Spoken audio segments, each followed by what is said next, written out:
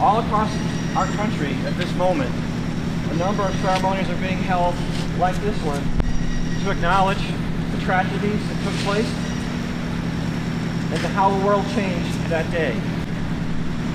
And so it's important that we have ceremonies like this so that those of us who were here and remember can recall our feelings, our emotions, and our thoughts. But it's especially important since it was now 18 years ago. For the first time ever on this campus, we have freshmen who are not yet born, whose birthdays will be in the next few months.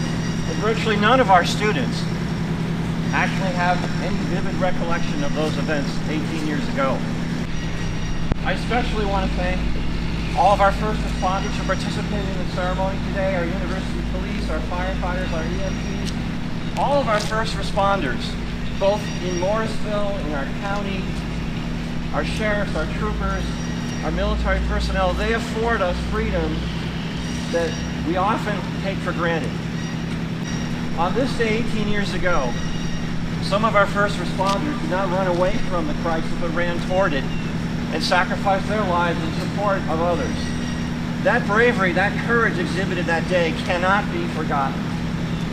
It's a day for us to simply remember what happened 18 years ago and how it changed the world. If you haven't had a chance to recall and remember the seriousness and the profound change that we all experienced, please have a conversation. And above all else, if you have the chance,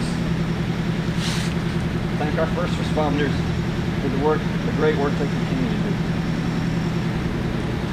Thank you so much for participating in the ceremony today. And please, let's never forget.